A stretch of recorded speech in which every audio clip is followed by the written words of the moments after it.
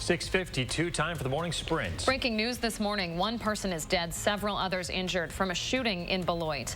Rock County Dispatch confirms they got a call around 6 last night about a person with a gunshot wound near the intersection of Bayless and Porter Avenues. 2 people are in the hospital this morning with serious injuries. The Rock County Sheriff's Office is leading the investigation. They plan to have a press conference later this morning. And more breaking news today. Dozens of agencies are on their way to a house fire in Sun Prairie.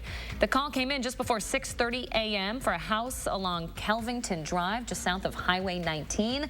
We have a crew on their way there right now. We want you to stay with News 3 Now this morning for the latest developments. Tuition going up for out-of-state undergrad and grad students at UW campuses. A final vote scheduled for today after UW system leaders approved the plan yesterday.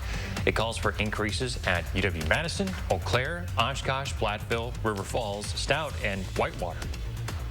Pfizer booster shots for 16 and 17-year-olds are now FDA authorized. Boosters are already encouraged for everybody 18 and up. Public health officials are worried that people who were vaccinated last winter and spring might now have weakened immunity, especially against that new Omicron variant. Employees at Madison area software company are walking off the job to protest recent layoffs. More than 30 people at Raven Software in Middleton walked out Wednesday to demonstrate outside the company's office, upset over the layoffs of a dozen quality assurance testers. The company said the layoffs were not because of performance issues and that all the employees that were let go were in good standing. It's beginning to look a lot like Christmas at Madison College. Students at the Baking and Decorative Arts kitchens put their finishing touches on gingerbread houses. They baked all their houses using similar templates, but now each one has its own unique design and landscape. Breaking overnight, police say former NFL wide receiver Demaryius Thomas was found dead at his home in Roswell, Georgia. Thomas was 33 years old, would have turned 34 on Christmas.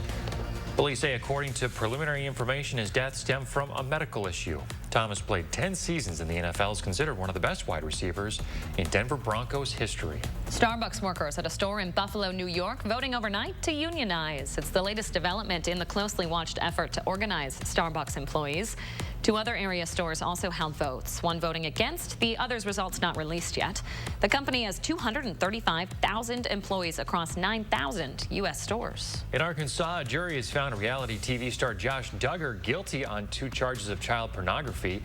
Duggar was a star on the television show 19 Kids and Counting.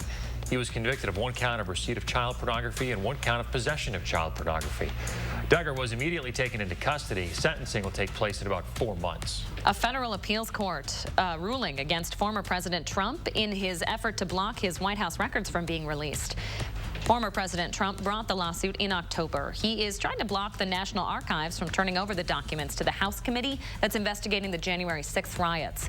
In response to the ruling, a spokesperson for the former president tweeted that the case was, quote, always destined for the Supreme Court.